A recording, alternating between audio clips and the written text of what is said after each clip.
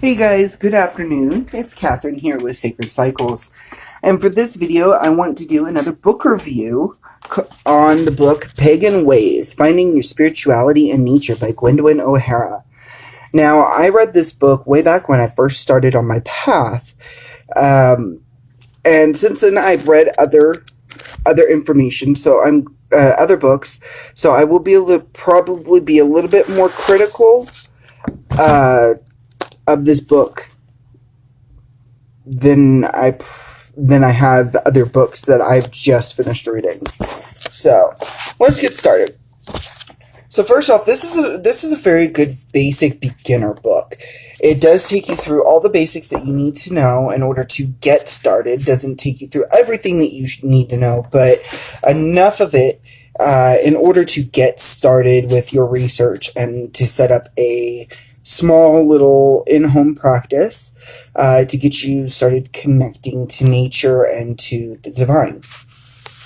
So right off the bat, you have a question proposed to you: is paganism right for you? This talks a little bit about the book. It talks a little bit about paganism to kind of give you an insight as to what it is, to see if it is the right path for you. If you so choose to move on and say that paganism is right for you, then you start reading chapter 1. Chapter 1 is on our pagan roots. It's the history of paganism. And like with all history, no matter which book you read, it is always going to be biased in some way, shape, or form. Okay, sorry about that, guys. I am in the back room at work, and so when the door opens, it does announce that the door is opened. So, our pagan roots, like I said, it's going to be biased, but what chapter on any kind of history isn't biased? Okay, so you'll always get the opening chapter page like this. The salamander image will actually change depending on the chapter. As I will show you an example a little later on when we get to chapter 2.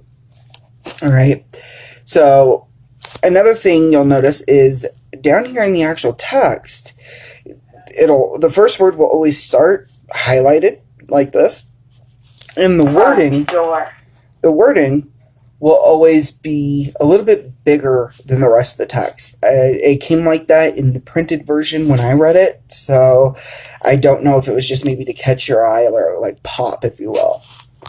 So there's quite a bit of useful information in any of these chapters. So, moving on to the next chapter, the nature of the divine. Oh, real quickly. Forgot to show you this. You do get chapter exercises at the end of each chapter, as well as suggested additional reading, and I will actually be doing a book review on Witchcraft Today by Gerald B. Gardner at a later time.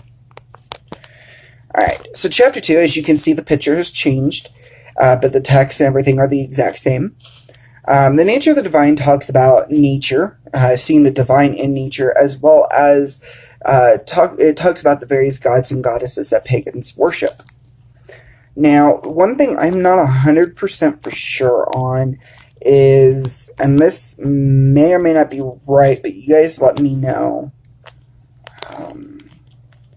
is it gives you a list of gods and goddesses and what culture or tradition they are worshipped or revered in.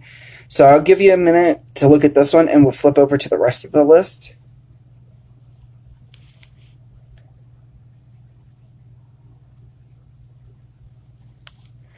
So I'm not 100% for sure if these lists are correct or not.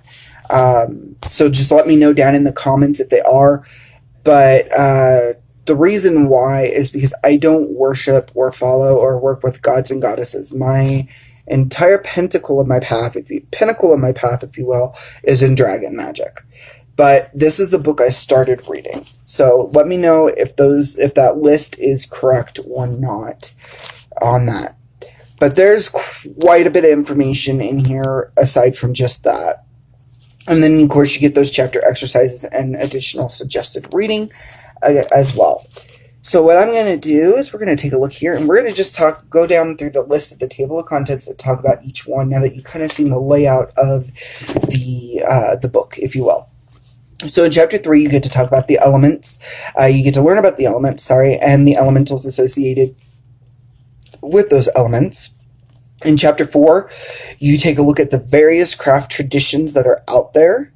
In Chapter 5, you talk about espots and rites of passage. In Chapter 6, there's a whole chapter dedicated to the Sabbats. Then in Chapter 7, you get into the basic working tools. In Chapter 8, it talks about sacred space and the altar. Even though it says the temple and the altar here, it is essentially sacred space and the altar. In Chapter 9, you talk about the purpose of ritual, as well as creating your own rituals. In Chapter 10, you do get to talk about the Wheel of the Year, as well as various pagan virtues that are out there. In Chapter 11, we dive a little bit farther into if you want to go into priesthood or priestesshood. There's a chapter that talks about that and helps you kind of start heading in that direction. And in Chapter 12, it talks about paganism as a way of life. And then the last chapter is just a giant conclusion of everything that was discussed and covered in prior chapters. Then you get a little bit of an afterword from the author, a glossary, and of course all the additional reading suggestions. They are and like an appendix. So there's quite a bit to this book, as I've stated like a bazillion and one times. And this is copyrighted in 2002, in its 4th printing. I'm not for sure if they have any other printing of this book, but if they do, then definitely make sure you get the updated book. I wish this book was more expanded and things were added and updated in this book personally. So I really don't have any like set pros and cons to this book. But on my rating scale, I would give this a 4.9 just because I have read other material since reading this book that I would prefer, that I probably would choose off of the shelf over this book. All right. All in all, though, it's a very solid book, very solid information, very easy to learn, read, and digest. So that's all I've got for this book review video, guys. So until next time, comment down below, tell me what you think if you read the book. And until next time, guys, peace out and namaste.